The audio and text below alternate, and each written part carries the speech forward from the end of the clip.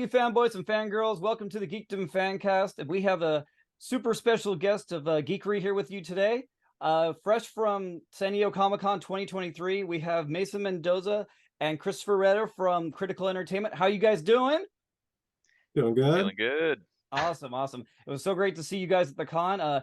It's one of those things that, like, I've told people before this, but I want to share it on the show also, is that you meet people on social media, doing, granted, you guys are comics and I'm a podcast, but like you meet each other on social media, you follow each other, you like each other's posts or comment and stuff. And then it's like, then you actually meet the person, you're like, oh, hey, person I've been talking to online for a year or whatever. Yeah, I think that's the best part of the conventions is anyone who's like interested in our work or wants to work with us or anything really. When they come up to us at the booth and go, hey, is Chris here or is Mason here? It makes things easier. Mm-hmm. I tell a lot of artists that too. If they're interested in working with us, you got to show up to these conventions over and over again. So I know who you are, as opposed to just some random email. Yeah, it's also great for, new readers or new fans, new podcasters who are just kind of want to know who you are and what you're like. And, a lot of the time, people are behind these walls and kind of these gateways with like the bigger companies. So you don't exactly know who this writer is. It's a little bit easier to just show up at the booth, meet the two people who are writing and publishing. Well, we got a funny story for that, of course. Mason, remember WonderCon? I find so Chris had been writing me saying, "Hey man, come by the booth or come say hi or hey, here's what we got." Okay, come by the booth. Oh, he's not here. Yeah, hey, and then we got to shoot the breeze, kind of got to get to know you a little bit more. It's like, oh, okay, here's Derek, right? And now you've come back at San Diego. We got to catch up, man. Now I feel like we're getting to know you. But it was just funny of all things that he's the one that reached out, and then I'm just like, oh, he's not here, and I'm like, what? And then all of a sudden he writes me back and he's like, hey man, sorry I missed you. So then we come to San Diego. It's fun. Oh, Chris, hi, how are you? Yeah. It's funny, we get really busy, we get busy now at these conventions and we're doing showcases, and like our showcase was during like super rush hour, and I left my fiance there with one of our other workers and they just got slammed like the second we left. Oh. So you get back and they're like, we sold like $30, and you're like, oh wait, what? I was only gone 10 minutes. Yeah, basically. They were bragging. Yeah, it was like a mic drop. They were like, we did better without you guys. Like, damn, like, okay. So it's like, yeah, the next show or better, it's like, hey, it's slow. Can you guys leave so we can pick up some business? Yeah. All right. So I always like to start off with something because, I'm a pop culture centric podcast. And since we're diving into a combo company, I do want to start with whoever wants to go first. Where did you guys get your gateway into geekdom? Was it certain, Star Wars, Lord of the Rings, comic books, movies, TV? Like what got your geek heart going? Why don't you go first, Mason? You want me to go first? Yeah, good. All right. So, growing up in the 90s, dude, you had all the greatest hits. You had Pokemon, you had the Ninja Turtles, you had Power Rangers. So, all of that combined got me into geekdom. One of the earliest things that really like piqued my interest was video games, particularly Super Mario. So, recently when they made the Super Mario movie, it was like my rosebud, man. It was so good to see. And yeah, Super Mario, 1, 2, 3, Super Mario RPG. That's when I was like, all right, I'm gonna commit to this. And now I'm like a huge, RPG nerd. I love like Spider-Man. I love Teenage Mutant Ninja Turtles. Just the bread and butter of geekdom.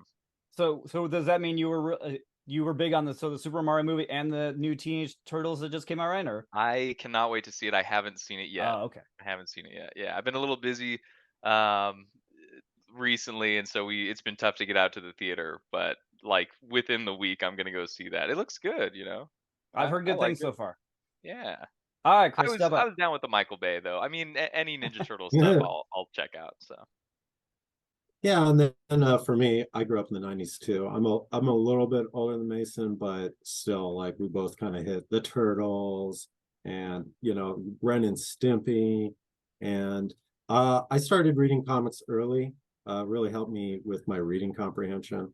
So really, it was like that plus video games. And then that's when you had like all the crossover of video games and comics and these TV shows. So you kind of grow up as a kind of like a nerd, and now it's more normalized, right? So I felt like the uncool kid with my group of friends who were also the uncool, like smart kids. And we played like D&D, back when it was super duper nerdy. Oh, So it's still nerdy though. it's still nerdy, but now there's podcasts and you can watch like celebrities play and, so kind of like watching this evolution. Like I think Big Bang Theory was huge. I think Yeah. Big Bang Theory was really huge on just exposing us. And even though that was like an extreme like look at it, it's like, okay, like it's not too bad.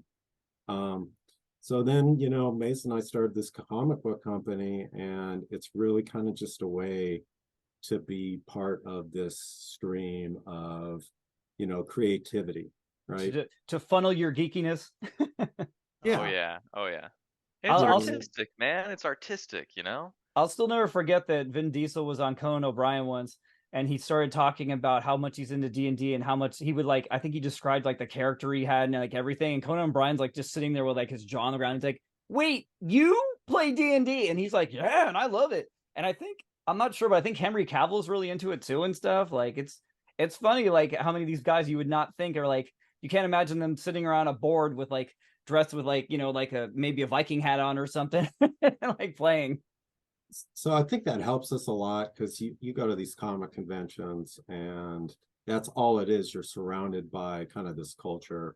And if you're more of a part of it and more of a fan of it, it's a little bit easier to talk to people, right? We're used to talking to people who would go to comic conventions. They're the same guys you play in like a Magic the Gathering tournament, right? Oh man. You know what I mean? Oh.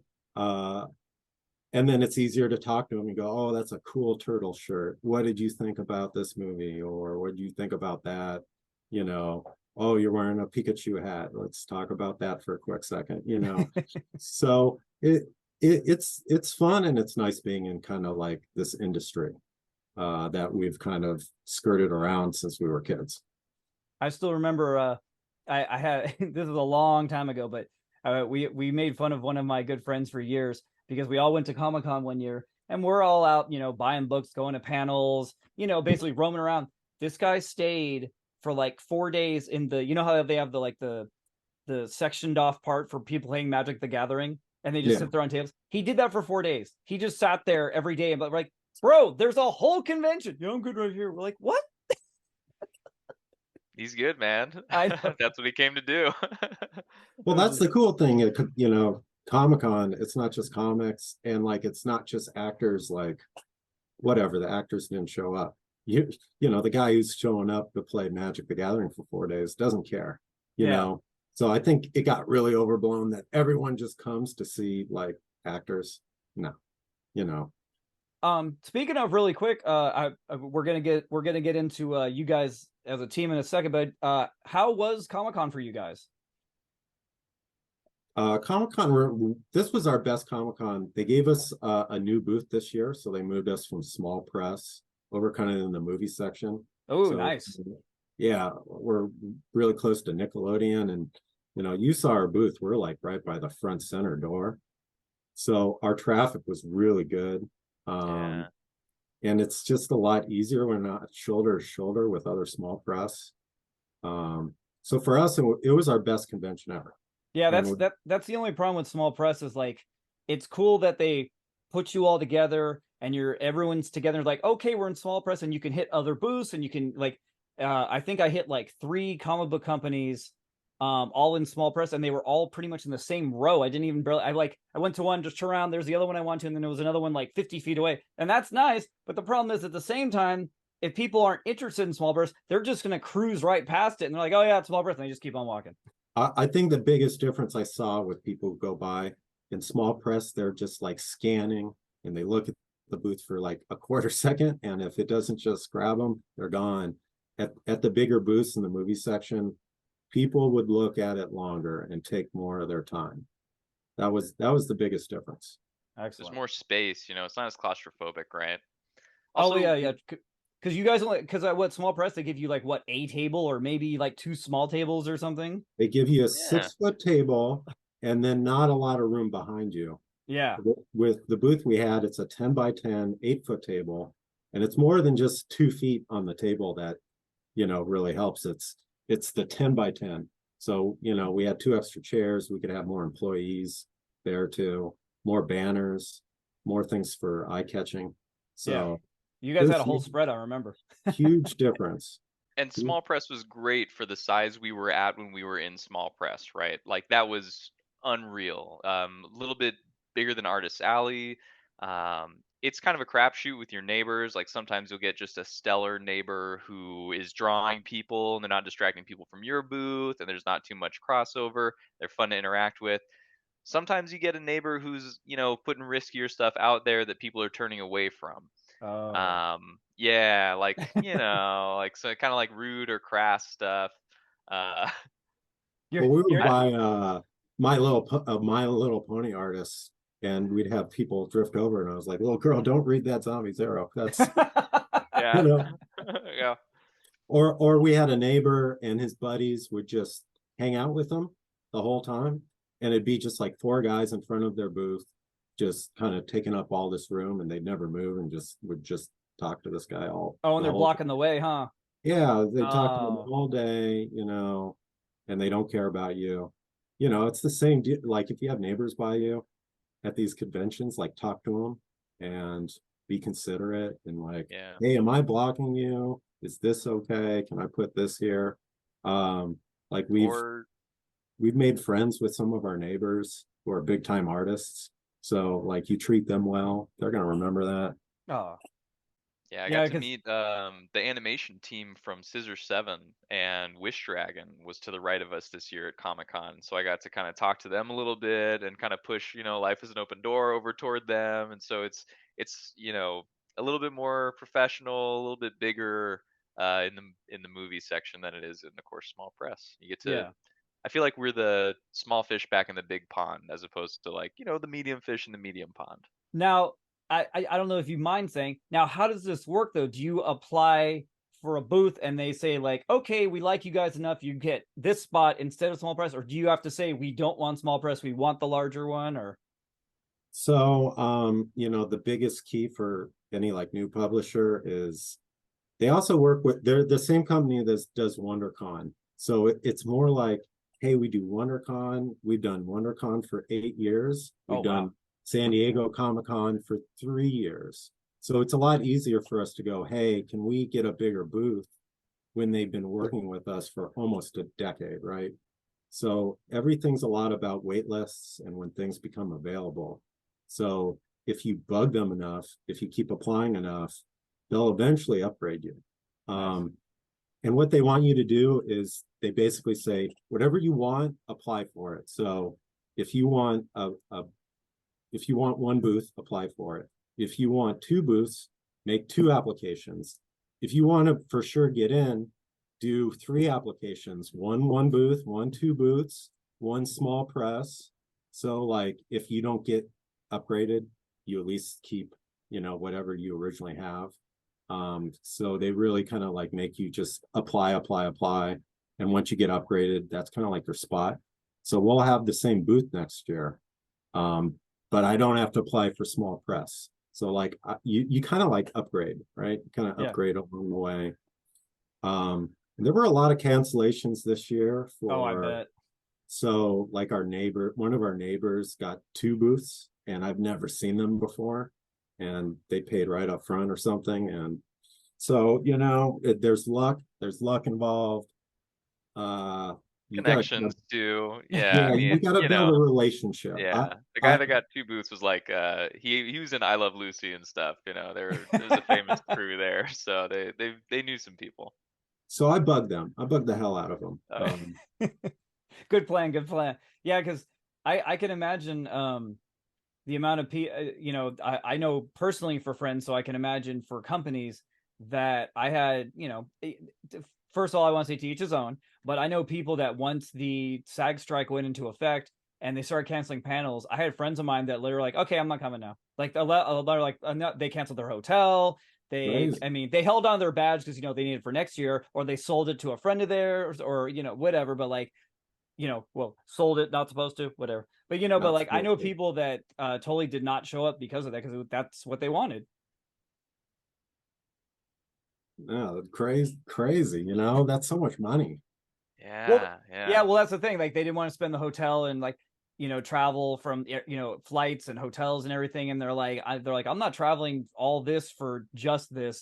So it's like, I get it, like, but it, Yeah, it's so hard that because I'm here in San Diego. So, and and even when I live in LA, it's like, I get it. It's like all I have to drive is a couple hours and boom, I'm there. Like, there's people that are flying from like the East Coast or something. It's like, I get it. That's gotta be a lot of money.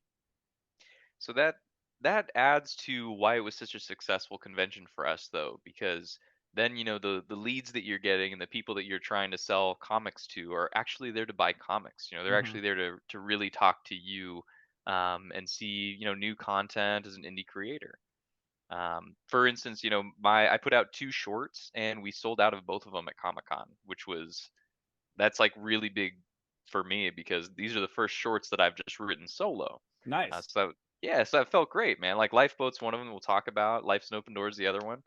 Um, so it was definitely nice when somebody would walk by and kind of look over. Or I could say like, hey, do you seem like a person who wants to be here, right? In this section, you're Yeah. not just walking past me to get to Hall H or Marvel. whatever the next Marvel panel is. Yeah, yeah. I love Marvel though. Don't get me wrong, but No, but that booth is nuts. Like, yeah, I avoid it yeah. at all costs. Like, that the And crowd this that is around that booth, it's nothing against the booth itself. The crowd that takes it over or whatever, like, it's just like, if you go down by Marvel, you're gonna get stuck in traffic, you're gonna be like clogged up and you're not gonna be able to move. So it's just like, I just go around. That's And Star Wars booth too. People get stuck there, Yep. dude. the people there are there to see Marvel and Star Wars. They're not necessarily there for something that they don't know, right? They're there for the thing that they know. So if you're that booth right across from them, it's a little bit more of a struggle to sell to those people and to get those people interested in your work. Yeah. All right, well, since we're talking comics, of course, I want to quickly get into let's quickly get to, yeah, taking this long. Let's jump into your guys' company. How did you two guys originally meet? Mason? Yeah, so we met at a party in college. Oh, perfect. Yeah, we had a Someone good was couple wearing a of Spider-Man friends. shirt and someone was wearing a Captain America shirt. No. It We was talked actually about D&D Yeah, actually. we Oh, had a okay. friend who knew that we both liked D&D, and he was like, "Oh, Mason, you like D&D? Come meet Chris." So I met Chris, and it was like, "Hey, man, I played a bard. What about you?" He played a wizard. We were like, "All right, this is the party." So Meanwhile, you guys are all of a sudden in a corner by yourselves talking, and the party's like on the other side of the room. right, Oh yeah. and so we kind of just instantly had kind of this trust and this common interest that helped us bring other things in. So Chris, for instance, introduced me to Cowboy Bebop, which is my favorite anime. Oh, okay. um, so and we kind of got to do a little bit of an exchange like that. And I don't know, so we've just been homies since Video oh games, right? god, It was like 15 years. Yeah. it's like I'd smoke everyone in video games. And then there's this guy from Simi Valley. I guess he's good. And it's like, oh my God, real competition. So like this kind of goes Yeah. back to your first question. We kind of had a similar background in kind of this, geek nerd culture. And it just made it easier for us to be friends. We basically joined this fraternity that this party was at. And they got us hooked. They all have strategies of like, hey, find guys with interests and get them together, and then they'll both join together, right? So that's kind of what happened. And then we joined this fraternity for 4 years and Oh, so became then you close were frat friends. brothers. Yeah, we were frat bros. Yeah. Yeah. Um, and we had an apartment together, and like we came up with our story Minion. We'll talk about a little bit later, but we came Woohoo! up Look at with that. it in college. So this has kind of been like a 10-year process coming up with this story. Um, So how did you're in college together and you're having fun and you guys are like, so what Chris, what are you studying? So I was a film major, so I was messing Okay. around with screenplays, directing, making shorts. I originally wanted to get into film. I was doing internships at production companies, reading tons of scripts, and sort of with comics, I kind of like fell in love with comics because you can make it, and then like you have your full movie already. Like, here's my episode. It's already done. I don't need some producer to make it for me. You know what I mean? Well, it is Um, all visual, yeah. it's all visual. And, if you have a good imagination, it's like, that can be good enough for a movie, you know, that kind of satisfaction of completing a project and people being able to enjoy it. And did you I'm just going off the fact that you write all these comics. Did you just want to be a writer? You didn't want to be a director or a cinematographer or anything? Did you just want to write? I wanted to be more of a film director, and you have kind of like two routes. There's a lot of routes, but one of the main routes is to be a director and have screenplays or your own stories. So like if I want to direct someday and I have enough cachet, I can eventually be like, here's this cool comic I just came up with. Now we've made a few movies. I want to be the director. That's like kind of one of the, you kind of need leverage, right? So that's my long-term goal. That's Okay. my long-term plan. Okay. So you're a writer with your writer director aspirations. Got it. Yeah. All right, Mason. And then what were you studying? So, meanwhile, I was also learning a lot of screenwriting stuff from Chris because he would bring it home. So he taught me like Save the Cat, right? Because like we had the apartment together, and then I was studying philosophy. So Deep. I was reading, I know, right? Like, why? So I was reading like Huxley and I don't know, like Camus and Nabokov, and I wanted to write the next great American novel, right? I was like, dude, I'm gonna write classic literature from the year 2020, right?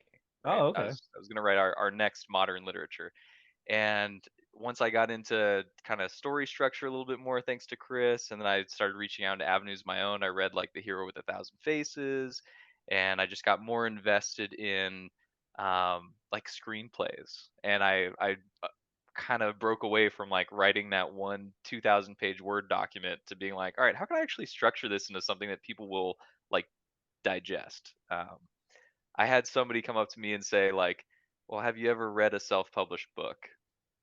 And that like rocked my world because I hadn't. I was like, oh damn, that's really brutal. Like, yeah, I wouldn't pick up a self-published book right now. I read all the classics. I read the people that people tell you to read.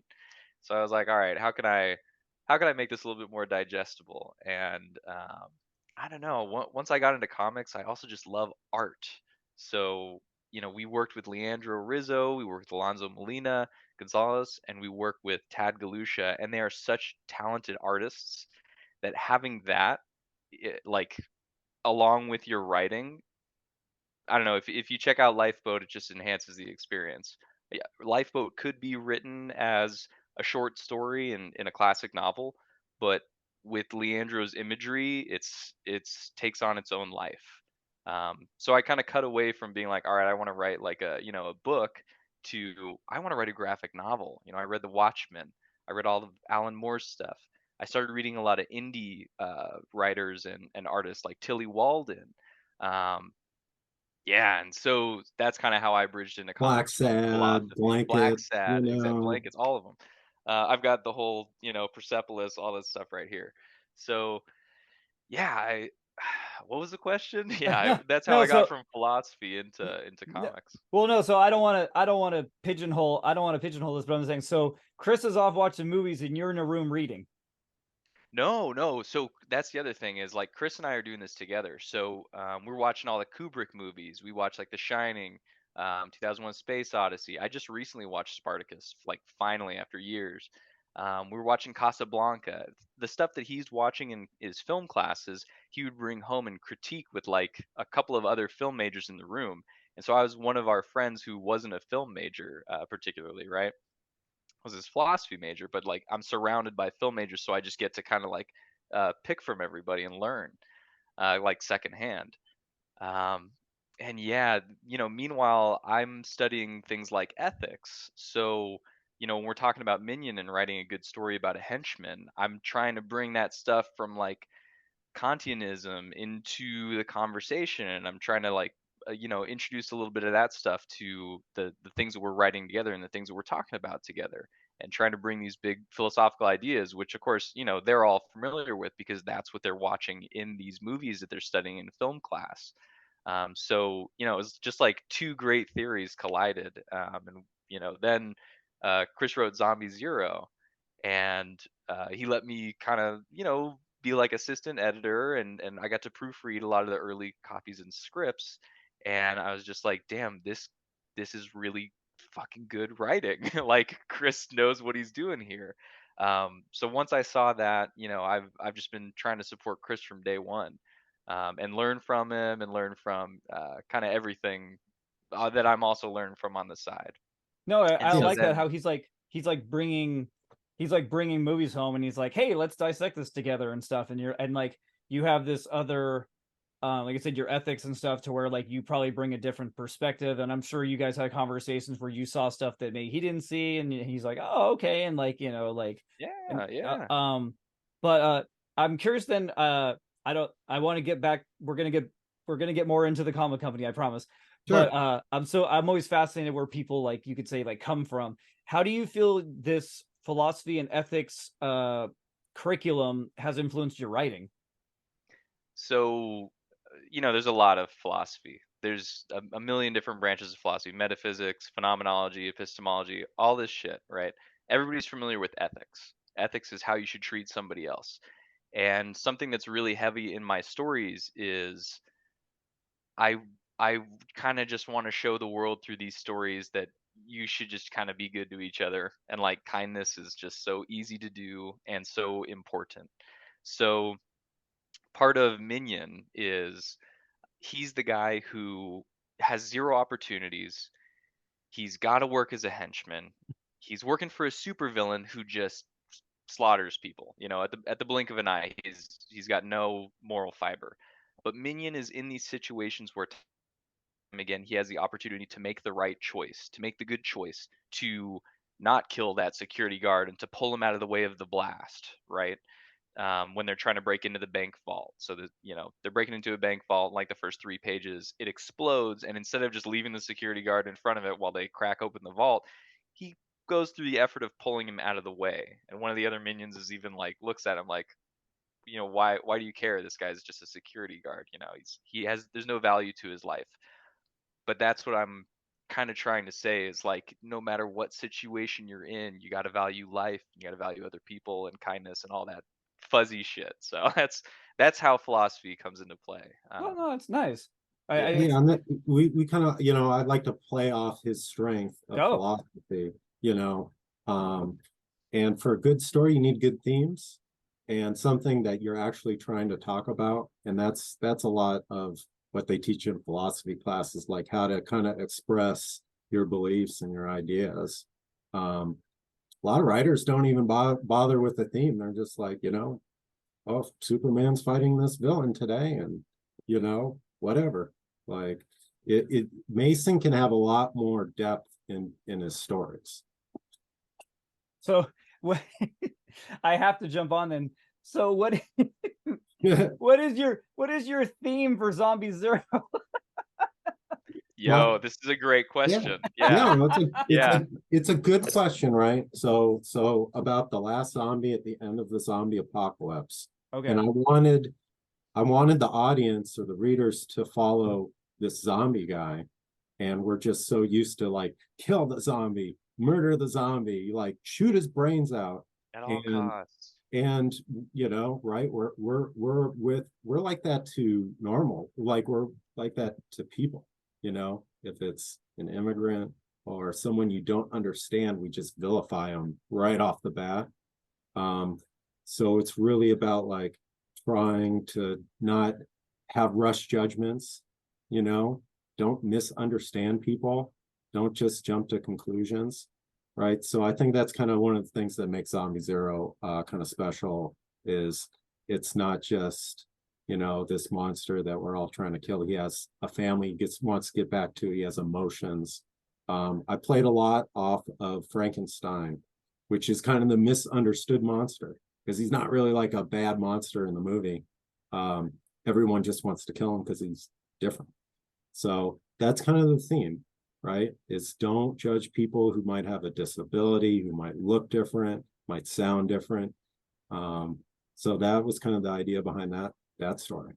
Now I got two things I gotta say though. One, I want to give a observational, I guess you could say, compliment. So I've read the first four of it, and I one of the things I like the most is I forgot his name, the doctor that's in it.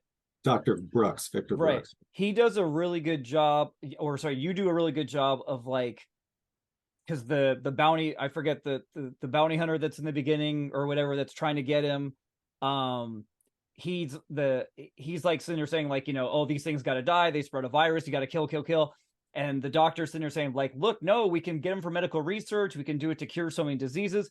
And so over the issues I've read, you do a really good job of like playing like both sides. Or like, yes, they're zombies and they're bad for the apocalypse and all this, but then on the other side, they have medical good uses that could help people in the future. So you do a really good job of like, trying to see both sides of it. Now, at the same time, I have to say though, what is the good benefit of something going around eating people? But at the same time, I guess this zombie, from what I've seen, he doesn't usually attack unless provoked. Or am I not getting that right? Kind of, pretty much, right? Okay. So it goes back to that theme. It's like someone you misunderstand. It's how you interact with them is how they'll react. So if you're walking around trying to capture this guy, trying to handcuff him, trying to capture him, trying to flashbang him and shoot him with guns, okay, he's going to attack you back, right? But if you have a different approach of trying to reason with him, you might actually get some different results, right? So that's kind of, hope that kind of answers that question there. No, I like we gotta can't answer it too much too, because we gotta leave some for people to read off too. Oh yeah. Plot point, what this happens really early, so I don't feel it's a spoiler. What was your, you could say, inspiration or creative reason for it's his daughter, I believe? Yeah. What was your thing behind that? So I wanted this character to be a family man that we care about. And since he gets turned into a zombie, he's, his mind is so jumbled up and the perception of time is all jumbled up. He thinks this girl is his daughter when he was a human. So he kind of like takes her under his wing. And this goes back to kind of the Frankenstein, don't judge, monsters. He wants to take care of her. So we see kind of like his nurturing side. So that's kind of the reason for her in there, is to give him more humanity and to see what he would be like if he wasn't this zombie. So what is your I'm trying to figure out how to word this. What is your I guess description or whatever of, because this, we generally know Walking Dead or Resident Evil or stuff, they're mindless and they just walk around and want to eat. This guy, he knows how to walk, open a door, talk, have intellectual thoughts, for the most part or whatever. Like, what is your thing behind your like, okay, I want a zombie that actually has like some intellect or someone that can function? Or it's I wanted to do a zombie story since college. With some other roommates too, because 28 Weeks Later was coming out, and those were huge movies, and everyone was like, if there was a zombie outbreak at the dorms, what would you do? So I was playing around with some zombie stories, and then I was like, I'm going to do a zombie series. There's not really a lot. And then someone's like, hey, you might want to check out this Walking Dead comic. And I was like, oh, this is going to suck. It's going to be a crappy comic and I'll be fine. And then I read the first trade and I was like, well, there goes that idea. So that was already being done. But, I back to the dorms, I kind of came up with this idea of, well, what happens at the end of a zombie apocalypse? I think we want kind of like some fresh takes on it instead of just, oh, there's an outbreak and we're at a hospital, or there's an outbreak and we're at the farm, or there's an outbreak and we're in the mall, you know. So it's been done to death, right? Yeah. And so I kind of just came up with this kernel idea of like, well, let's do it at the end. The zombie can be more evolved since he's lasted 15 years and now he starts getting his memory back, right? So then it goes back to our theme of like, hey, you thought this way for 15 years. Did you actually get to know them? You know, and that's where Dr. Victor Brooks comes in. It's like he's still like kind of, he wants to preserve him, but he's still okay with treating him like a piece of meat. And you know, hopefully by the end of the story, he kind of learns that there's more to him than just being a test subject. Um, I want to get back to so you guys are, rooming together and working off each other creatively and checking out each other's works and everything. So how does it get to the point where you're like, we should make a company together? Yes. Yeah, pretty much, I had a handful of comics, and it was really kind of just me with Mason helping me out for a while. And we kind of had Minion coming up, and we finally had an artist and started working on it. And we thought a lot of doors would open up more if we weren't a company, which it has. Like that's how we got our small press booth at Comic-Con. It's a lot easier saying, hey, we're a company. There's multiple of us, two plus, who knows? Hey, they don't need to know. They don't need to know. But it's easier to make a application that's, instead of Christopher Read wants a booth, it's Critical Entertainment LLC wants a booth, right? It's all about kind of like the perception of we're serious, because I think that's the biggest thing that everyone's worried about when they're in like an industry like this. They're like, oh, cool, you like geek stuff and nerd stuff. Oh, you made a comic. That's cute, but are you going to be at the convention the next year and then the next year and then the next year? So, I knew Mason was a philosophy major. They make great comic book editors, which is what I was told. And, I knew he had a lot of talent in writing. So I figured if we teamed up, Mason came up with a few books too, then we could really get rolling, maybe bring some more friends in or some people we're closer to. And really just, it's opened a lot of doors and makes things a lot easier, including getting in a diamond. Yeah. So how long have you guys had the company now? Since 2017. Okay. Yeah, and we had already been, I'd been going to Comic Cons with Chris since 2011, so we were already kind of a company without a name of a company. But then yeah, Minion, it was like, okay, how do we do all the copyright and all this shiz? How do we figure this out? Uh, let's put a brand on it. Is there any kind of fun story for how you got the name? Oh man. We played around with a few things, but it kind of came to like critical. We're going back to D&D, right? So we thought the word critical would just kind of pop out to people in the industry because I want that critical hit. I want to roll that 20. Ah, nice. I What? like it.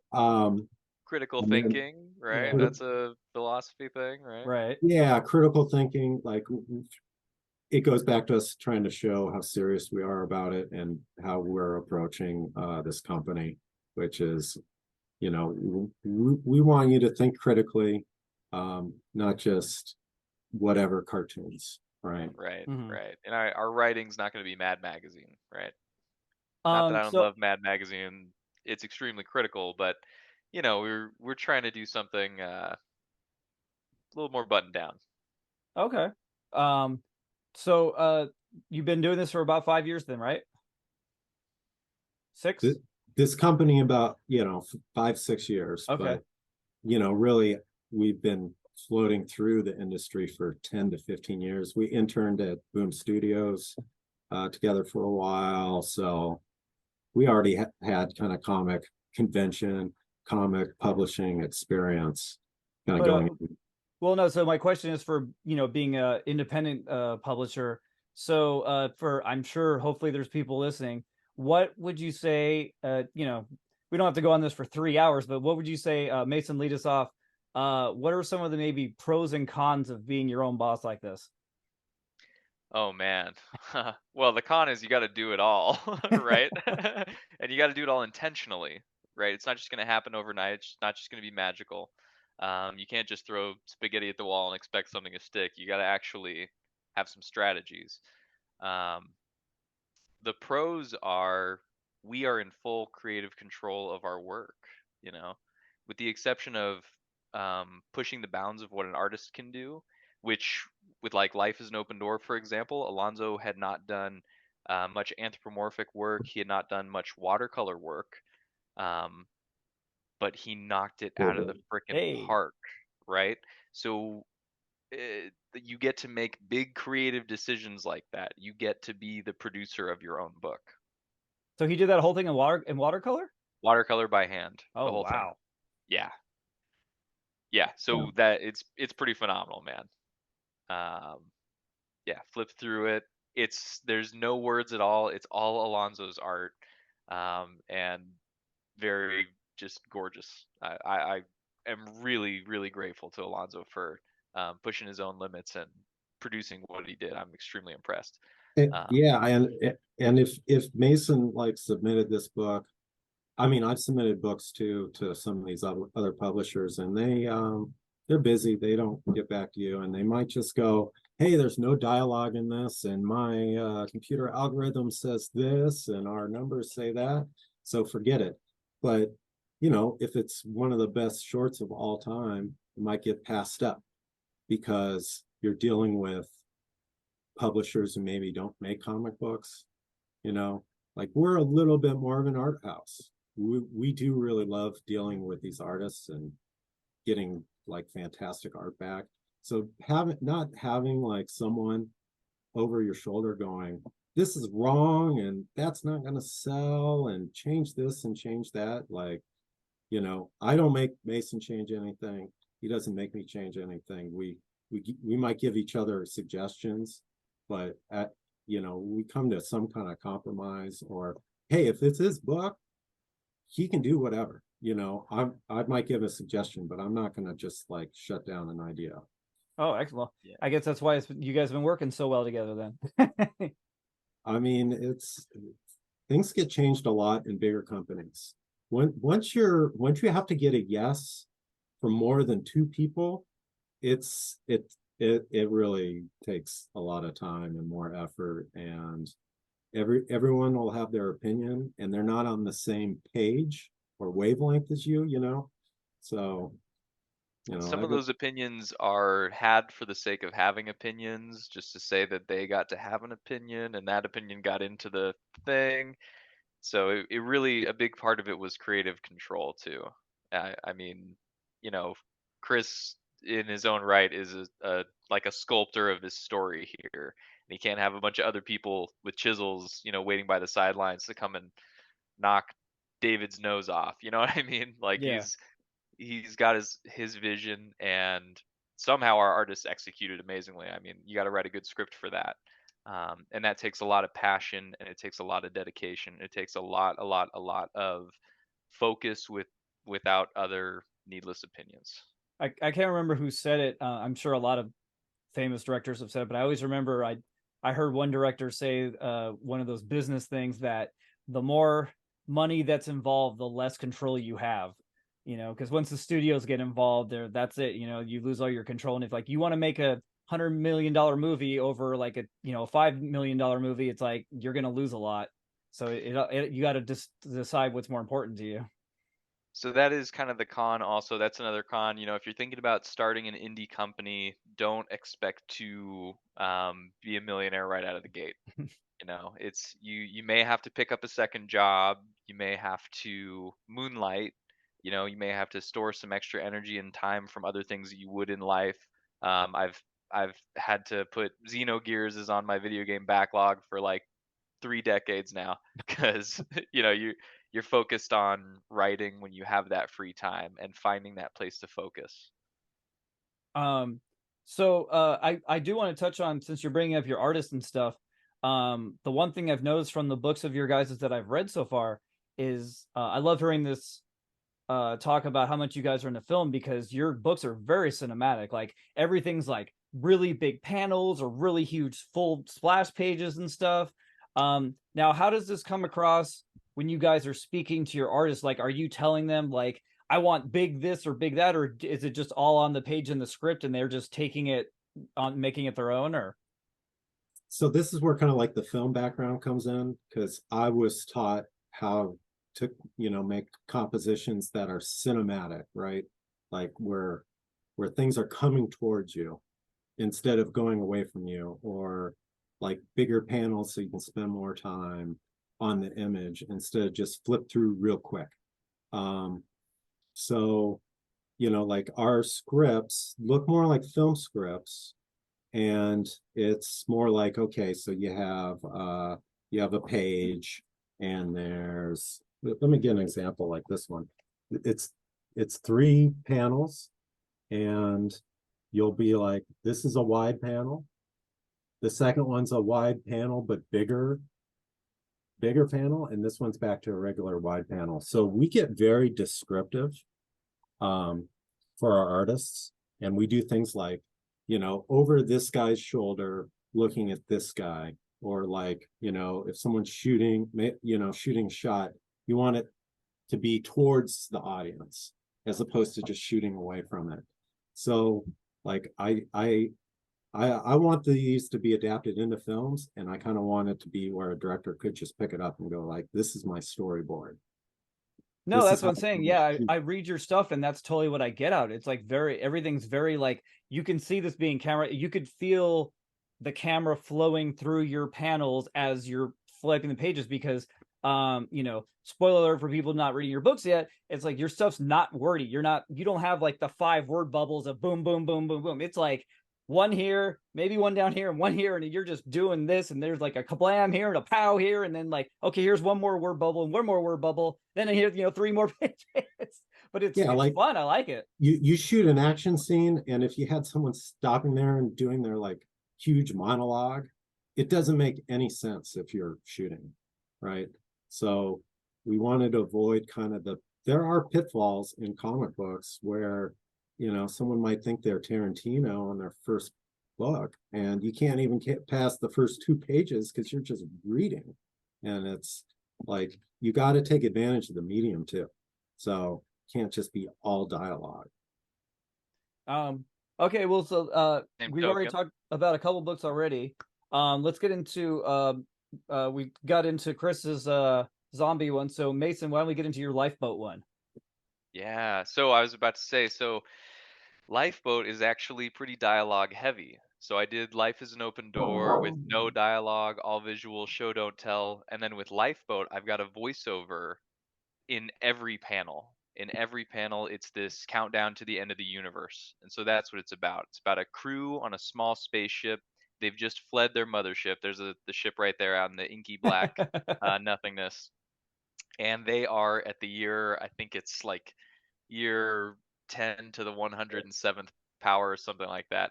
And it is the heat death of the universe. So all of the particles in the universe, all the celestial bodies, all of the stars and black holes have finally decayed, and they are the only thing left. And there's no rescue, there's no hope. What happens? Um, so there you go, in Yeah, the there dark you go. era of the universe. So without giving too much away, um, it's it's about hope. It's about hope and kind of what to do when you're faced with that your own mortality It's not a one and shot, is and the it? mortality of others. It's a one shot. It is And a it's one only shot. 12 pages. Yep, it's only 12 pages. Oh man, yeah, I read it Yeah, and I was like, I kind of got done with it. I'm like, I couldn't tell if it was over or not. I'm like, is this yeah, it? I'm like, wait, yeah. I can't tell. So I've had a couple of people say like, "Well, is there more?" And it's like, "Well, Yeah, that's kind of the dramatic question of the piece, right? Like, is there more? This is the end of the universe. Is there yeah. more?" So I have actually I don't know if I'm supposed to talk much about this, but I've already kind of spoken a little bit with like this short film producer about it, and he really enjoyed it. So just having somebody in the industry with some credibility talk to you and say like, "Hey, this is really good. You could take this and you could turn it into like a film script, and this is great and digestible and really easy to hand to a producer and get them on board. Can I have 5 copies?" Like hearing that, Yes. you're like, "Yeah, okay, I'm doing something right. Like something's right here." And in its own right, I wrote Lifeboat at an interesting time of my life. Obviously, it's about loss, and to me, it's just like very near and dear to my heart. It's a important piece, and I'm really really glad that I wrote it. Um, yeah. Is that a I couldn't really tell. Was that a family in it or no? So that's kind of I kind of left a lot of the relationships in the story ambiguous because I Okay. want people to project their own relationships onto it. So early on, I think it's like the third page, the main character sees somebody that she cares about um, stuck on the mothership as they bail away on their lifeboat, and the mothership basically dissolves. It's like if you're on a lifeboat and you see the Titanic sinking with a loved one on it, right? How are you feeling? I didn't want to say like, oh, it's her best friend or it's her mom or it's her lover or it's her sister or anything like that, because I wanted people to say like, oh, that reminds me of this experience that I went through, right? Um, so I didn't make those relationships specific because I want people to say like, who is this to me? You've got May, the main character. She's the protagonist. You've got Jacob, who kind of stows away on the lifeboat, or he kind of muscles his way onto the lifeboat. So they kind of have that tension, but they're also kind of coworkers, so they know each other a little bit. And then you have Dove on the lifeboat as well, and she's just a kid going through this whole experience. So you kind of have that inheritor story. How do you talk to a kid about this? How do you end up taking care of a kid during this situation? And of course, by the end of the book, it's a little bit also like, well, how is this kid helping you? And how is love that have put out there returning to you? Um, so yeah, I don't know. It's a special story. There's I'm a seeing where all there's a the lot of philosophy. layers, man. There's a lot I'm of seeing where layers. all the philosophy's coming in. That's what I'm Yeah. seeing. All right. Well, let's move on to Cowboy with Many Hats. Cowboy with many hats. So this is my one shot. Okay. So this will come out November 15th, and then Lifeboat comes out November 22nd, and Zombie Zero comes out November 29th. So right, we're starting off with this one. It's really just about a sheriff, the sheriff who thinks he's on top of the world, and then he gets framed for murder by the state marshal, and he has to go on the run. So it's kind of like a nice short story about, sometimes you're on top of the world, sometimes you're on the bottom of the world, and that all things kind of pass. So, enjoy it while you have it, but don't get don't get too big of a head.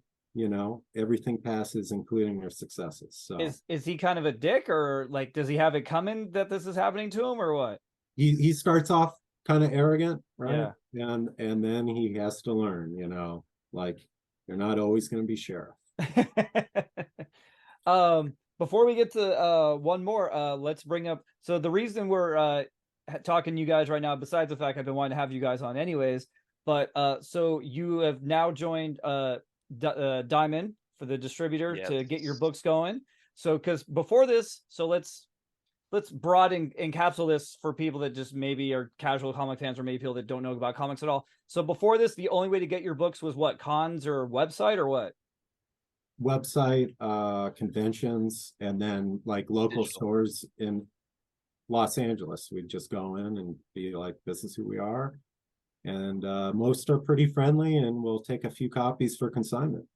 And then But you got to bug them. Did you sell the book? Did you sell the book? Like I really don't bother them too much and be like, hey, where's my money? Like we're building relationships with them, and really we're probably just going to be like, hey, keep the books and throw that money into previews.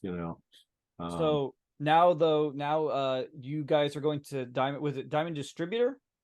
Diamond Distributors, Right. yeah. So now people, if after they listen to this, they can, if they want, go to their local comic shop or call their local comic shop, and they can tell these comic shops in what, North Carolina, New York, Florida, whatever, they can tell them to order your books. They can, France, yeah. Japan, China, anywhere in South America, anywhere where Diamond is connected. It's a global distributor, right? These guys are in every comic shop. 30, I think it's like 3,300 around the world here. So come September, you could order our books from another country. Yeah, so we'll be in the September previews catalog, and it'll be also on the Previews World, I think .com.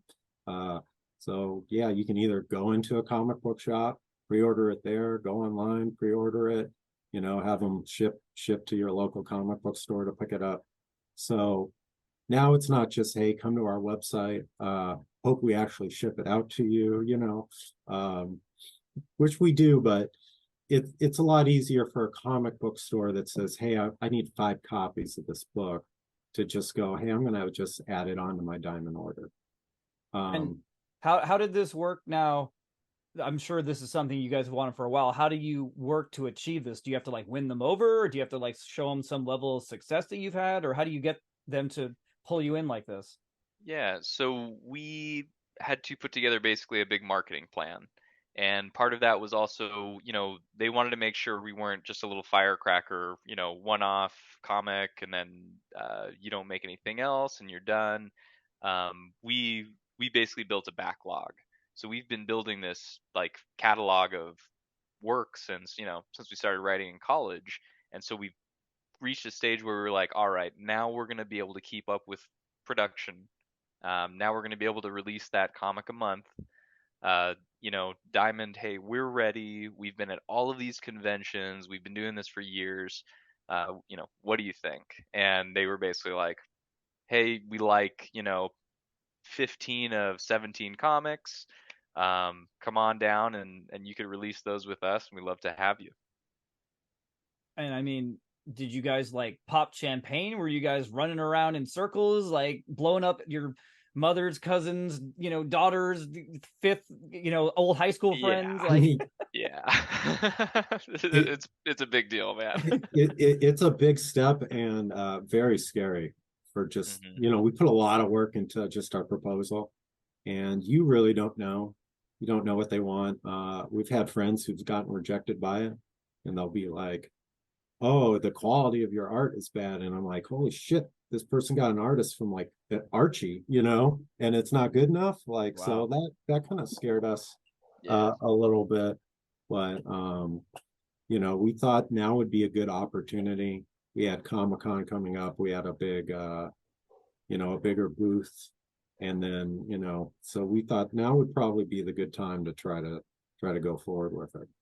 Yeah, but this has been, the 10-year goal. So once we got into Diamond, it was like, oh man, like, okay, we did it. What do we do now? What's the next step? Now you got to pump out more Um, books. pump Yep. out more books and get to know these retailers. Chris has been going to his local comic shops. I'm going to my local comic shops.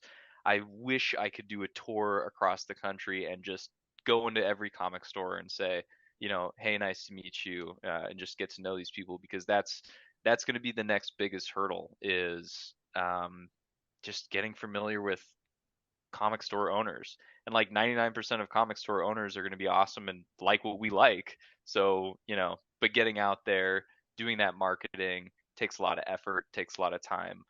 So it's going to be, it's going to be a lot. And you Yeah, guys are in like LA, right?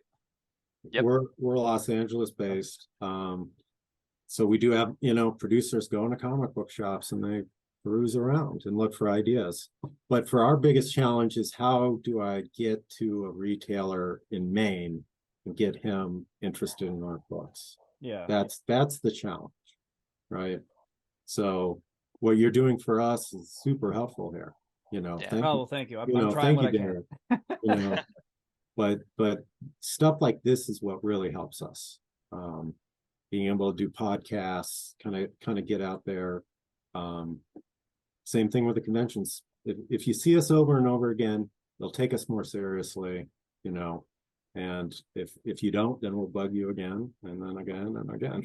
So how does it work for the retail world though? Because like even though people can order you now, like let's say, they see you online or they see you on social media or something, that's cool. But like, do you have to find a way to win over some shop in, New York or some shop in Ohio? Like, do you have to like reach out to these people and say, hey, we're a new company that's on Diamond or something? Like, do you have to like send out press releases or?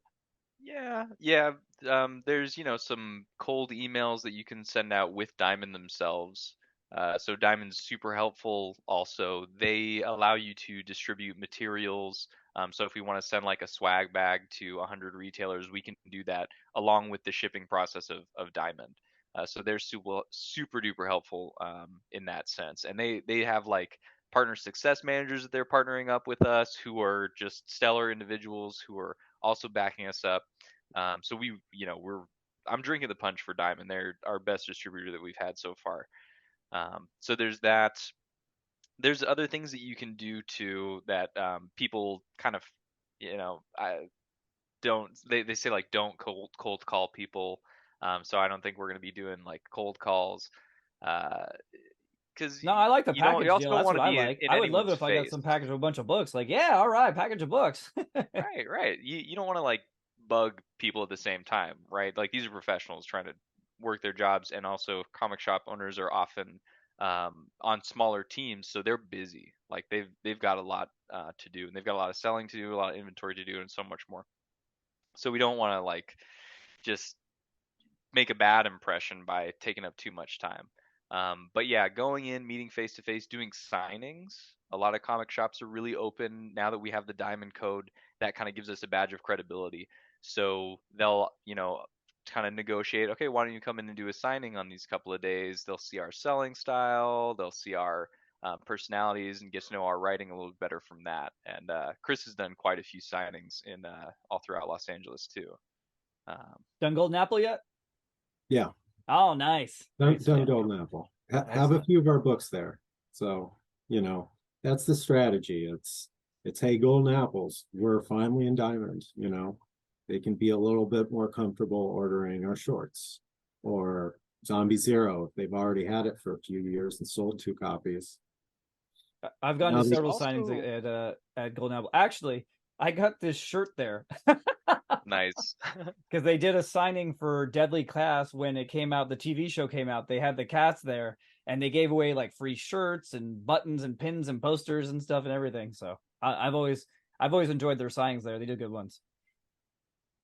Very So nice. yeah, really the bet like the ideal scenario is some guy in New York goes, hey, I love these guys' comics for the last 5 years.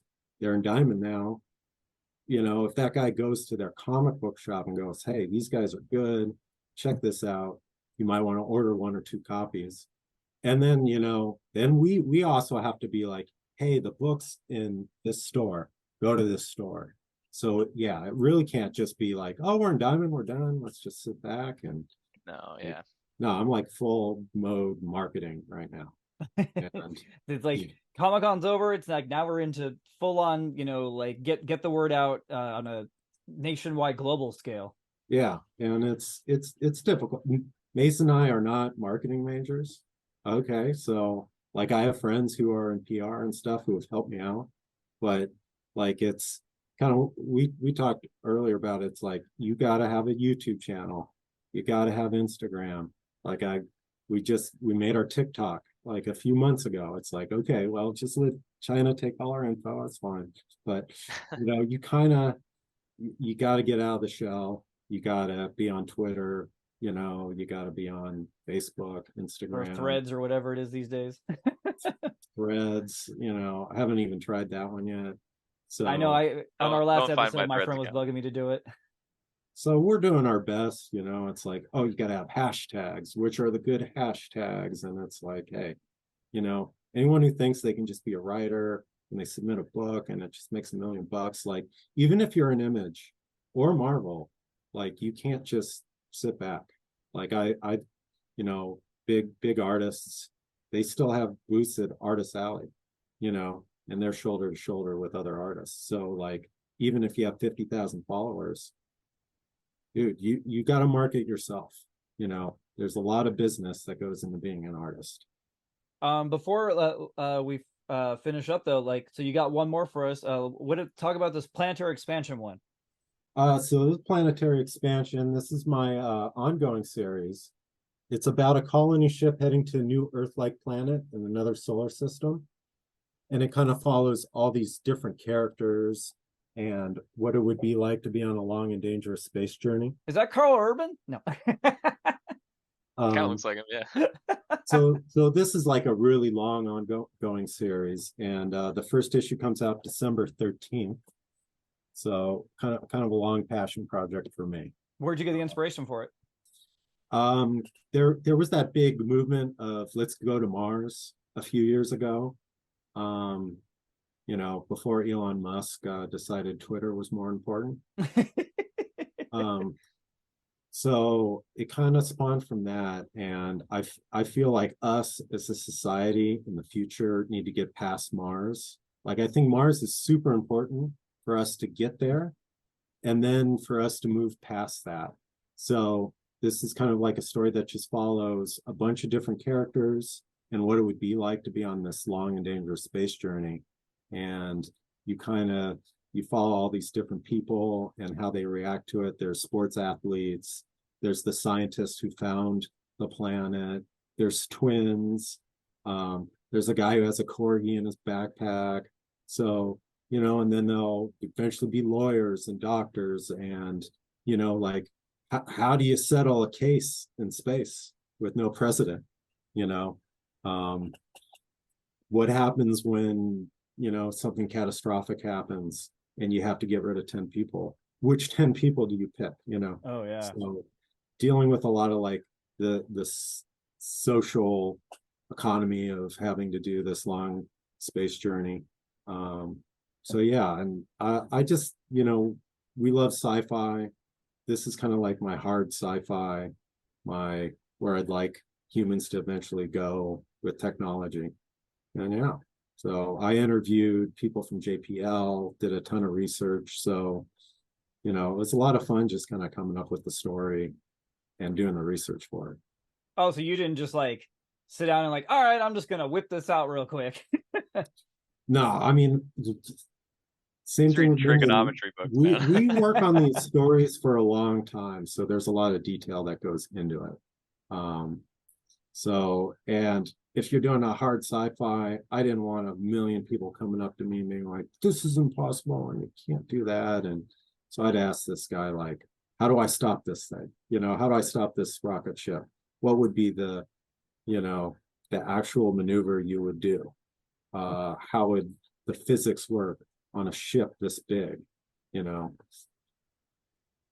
So Please yeah. explain wormholes to me. Yes. Oh, that's a whole other thing. But Yeah. like the main element is faster than light travel gets unlocked. And sort of what it would be like if you had to go faster than light. So you guys did was it Minion together? Yeah. Yep. Do you have other books together, or is that the only one? I think that's our only one. Mason has a few more stories he's working on. And I just have the First Americans as my other ongoing series. So, I basically have two series, and Mason and I have this series together. Well, no, I guess my lead up was curious. Are you guys going to work together again, or you're not sure, or that was just a lucky passion project for you two, or? There are a couple that we have kind of been tossing around for a while. Like we had a basketball story that we were talking about yeah, for quite a bit. basketball. Yeah. So, I think Chris and I are going to be making more books together again Oh, excellent. once we're a little bit more established. And also, each episode of Minion is something that we're working on together. Minions So, Minions really the story that we're focused on finishing together, and we've written all the scripts together, but we're going to eventually where Mason writes one issue or one chapter, and then I write one issue and one chapter, and then if it's an important one, we'll come back together and write it together. So like we're kind of just playing around with our writing ability, and that's really the project that we're going to be stuck together with creatively. So how does it work? I'm kind of curious, just for people listening. So your books are, you're saying they're coming out, November, December, all this stuff. So can people still order these ones on your website, or you're done with that and you're now only doing it through Diamond? Or how's it work out? Like, let's say someone wants to read your books after this podcast, they want to read them now. Is like they still got to wait, or how's this happen? Well, technically, you can pick up later chapters on our website, right? That's where we get the best margin. Um, but that also kind of discourages retailers because they don't want you to be able to just, buy the next few issues. But Yeah. really, we'll have more exclusive stuff. Like you won't be able to get the Zombie Zero single issues. There were single issues first. But through Diamond, we're just doing the trade. Um, so that'll be like a website exclusive.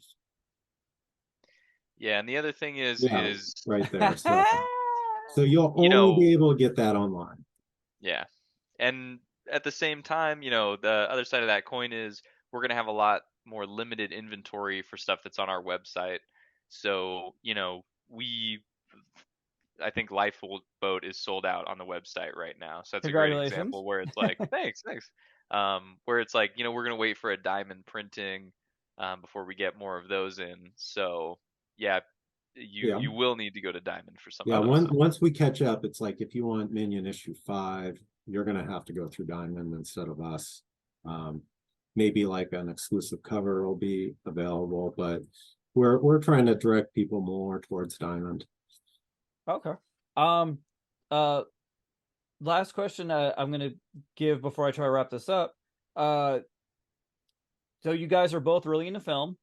Do you each have your own particular book that you'd love to see go to a theater first? Well, In a So perfect world, if like it's exactly the way you want it, not some guy signing on a dotted line and, oh, I hope this works out. Like your vision, let's just say magically your vision, the director got you, or you directed yourself, and everything just went perfect and beautiful. If you were like, yes, this is the one that's the most important to me, I want to see on a big screen, which one would it be? I'll let Chris go first.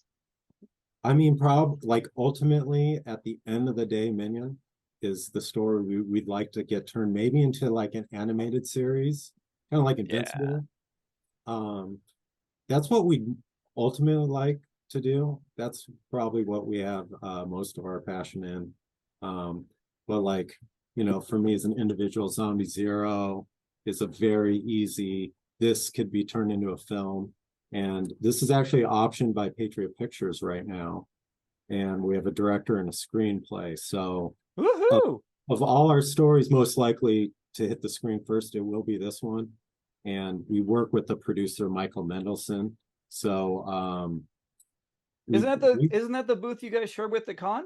yeah, Yep. Oh, okay. Yeah, I so we remember that name now. so yeah, we also run Patriot Comic Books, um, which is kind of like a subdivision of Patriot Pictures. Um, and we used a lot of the same critical entertainment resources. And so we work with this guy. So the chances of the film actually getting made are much higher than like, Lock and Key got optioned dozens of times. So that's where working in the film industry kind of helps out as well. So really kind of like Zombie Zero, we want the film out. And then future down the line, Minion would probably be like our perfect, like if we could complete the whole series, that would be kind of like our masterpiece, right? Yeah, that's our, Batman animated series right there. Do you? Um, Well, I'll say real quick. Do you have an actor in mind? it would be animated. Oh, okay. Yeah, man, but Yeah.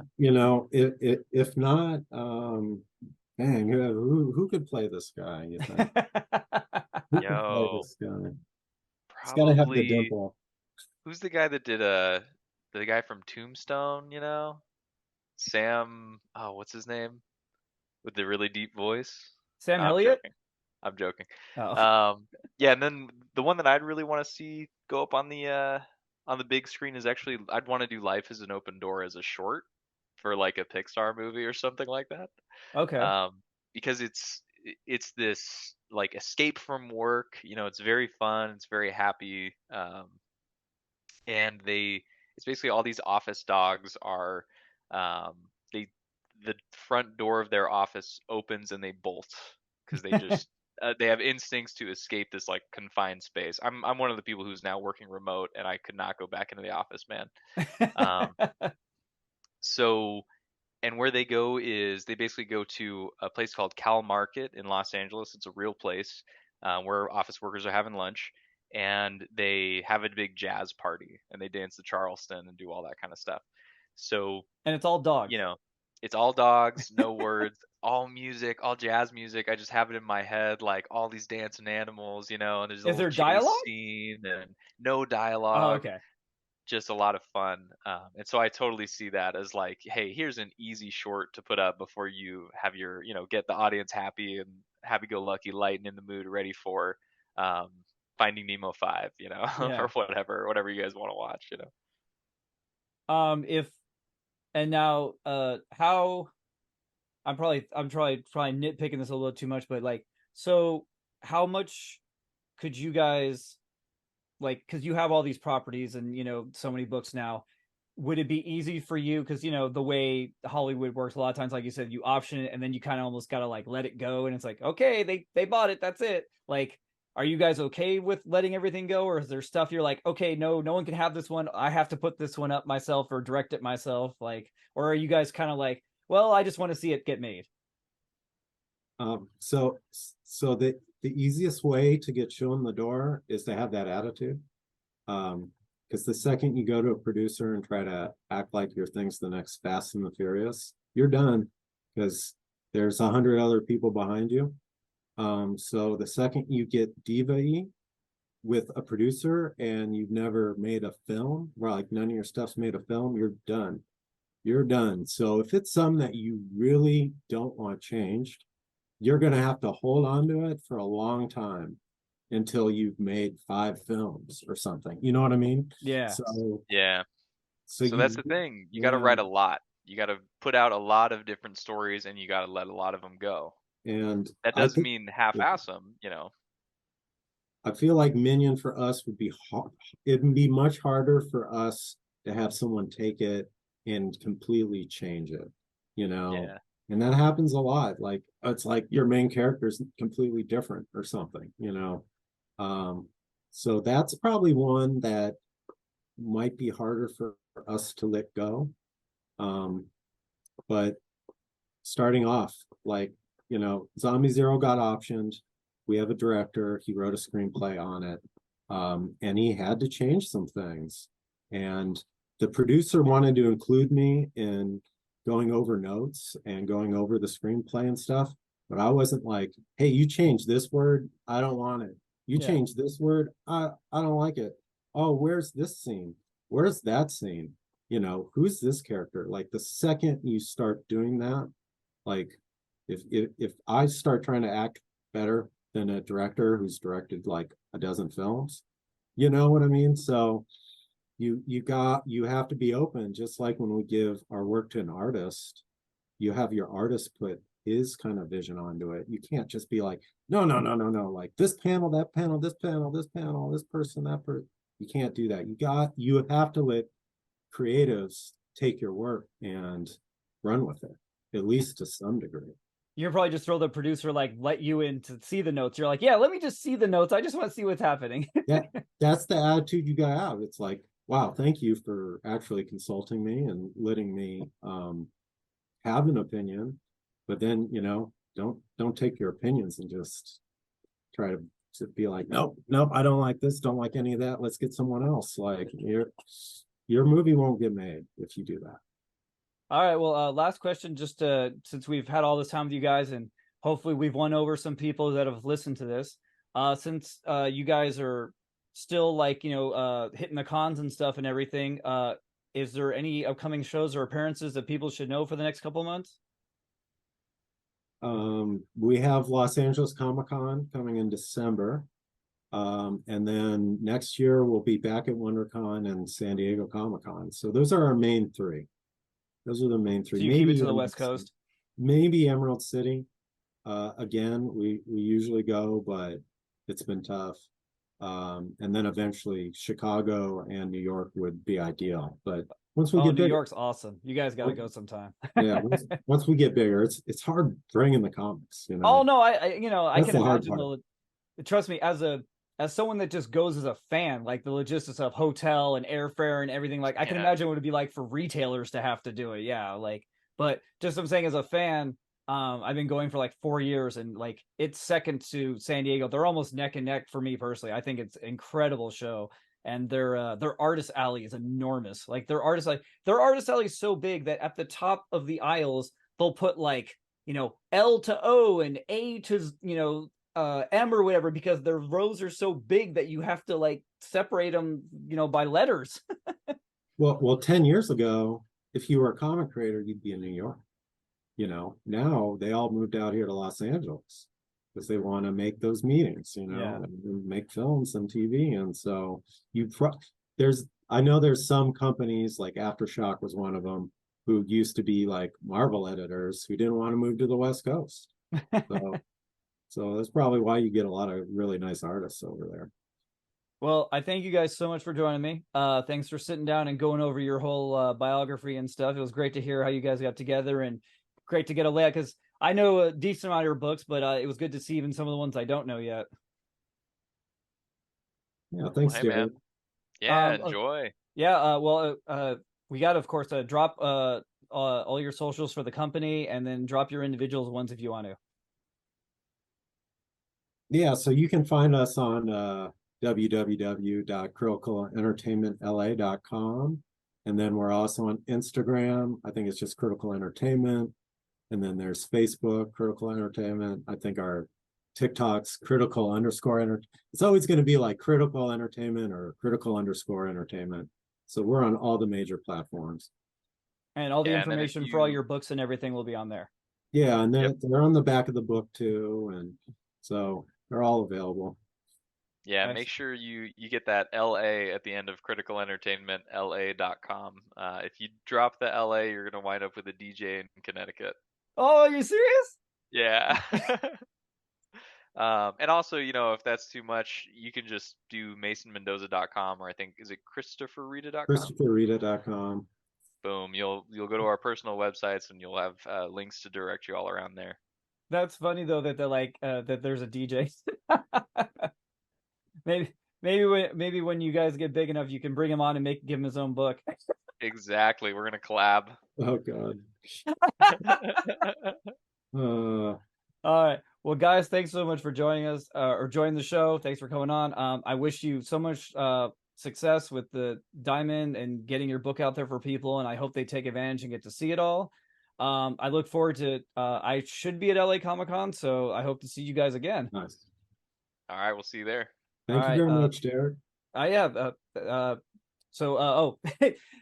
always forget about myself. So my name's Derek. I'm at the Geek Potato on Twitter and Instagram. And if you want to see more for the show, our socials of the Geekdom Fancast, we're on Instagram and Twitter and YouTube now. So just search Geekdom Fancast, and hopefully one of those will pop up. That's the way it should be, I guess. But until next time, we'll be saving a seat for you in the comic book store, getting ready to get some critical entertainment books. All right. Thanks so much for joining, everyone. Bye. See ya.